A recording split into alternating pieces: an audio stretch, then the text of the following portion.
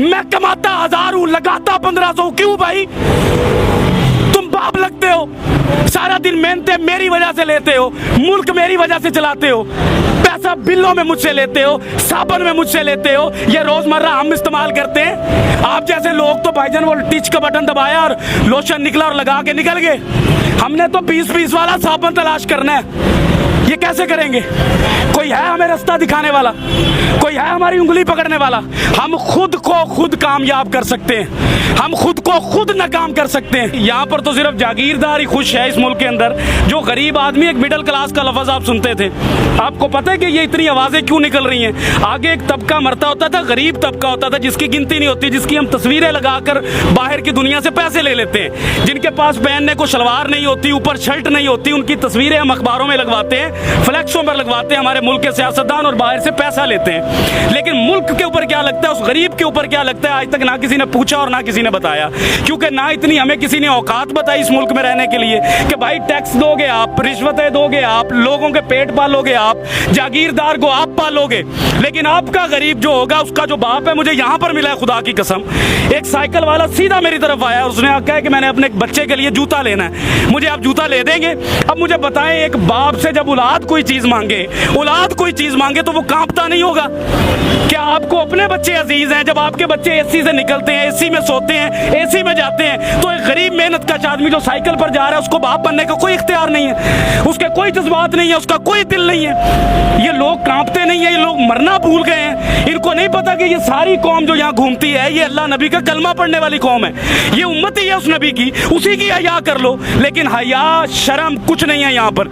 यहाँ पर जानने लेने का मामला शुरू है, और वो शुरू रहेगा। पाकिस्तानी और एक गरीब आदमी कहाँ कहाँ मर रहा है, आपको अंदाजा भी नहीं है। सर, लोगों को अपनी फिक्र नहीं है, लोग राजी हैं। सर, लोग अपनी फिक्र करेंगे कैसे?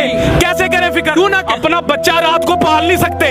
बच्चे को पानी का गर्म करके वो देगची के अंदर माँ कह रही है कि मैं तुम्हें रोटी दे रही हूँ, उससे बच्चा पल नहीं रहा। मुल्क के लिए क्या लड़ेगा वो? मुल्क के इदारों के लिए क्या लड़ेगा? आइन के लिए क्या लड़ेगा? कानून कहाँ से लाएगा? आपके मुल्क के अंदर गरीब के लिए कानून है? अगर एक बंदे के ऊपर गलत किस्म की FIR या दरखास्त चले जाए गरीब आदमी पर, वो 10 साल 15 साल अपनी हलाल रोजी जो है उसी पर लगाता है, लेकिन इंसाफ फिर नहीं मिलता इस मुल्क में। वो यहाँ पर आकर क्या चूड़ियां मांजेगा? क्या करेगा? किससे लड़ेगा? वो अपने हालात से नहीं लड़ सकता जिधर आकर आपने उसको खड़ा कर दिया। आप लोग वो बातें ही नहीं कर सकते। आप हकाइक तो देखे बाहर जाकर। आप एक सफेद दाढ़ी वाले को देखे जिसका मेरा नबी एहतराम करता था, जिसका नबी मेरे लिए सफेद दाढ़ी देखकर खड़ा हो जाता था, आज जलील हो रहा है वो। ये दीन है हमारा, ये कुरान कहता था हमें, ये हम लोगों की कदर कर रहे हैं। खादमे आला कभी कुछ कहते हैं, कभी कुछ कहते हैं, झूठ बोलते हैं सियासतदान हमसे, कुछ भी नहीं देंगे हमें। ये हमें खुद लड़ना पड़ेगा भाई, हमें खुद कमाना पड़ता है, हमें खुद मजदूरियों पर जाना पड़ता है। गालियां सुनते हैं हम बाप बनने के लिए, गालियां सुनाते हैं लोग, आपको बुरा भला कहते हैं, भगार देते हैं, धुतकार देते हैं। आपको इस्लामी जमहूरिया पाकिस्तान का कानून है इस मुल्क में, गैर मुस्लिम का बच्चा अगर बीमार होता है तो उसको हुकूमत देती है, लेकिन मुसलमान का बच्चा, नबी का उम्मती जब बीमार होता है उसको धक्के देती है ये कौम। हम अपने जैसे से लड़ते हैं, लेकिन अपने से ऊंचे से नहीं लड़ते। डर लगता है, टांगे कांप जाती हैं। पूछो सवाल आज से, किसने लाकर खड़ा किया इन सबको यहाँ पर?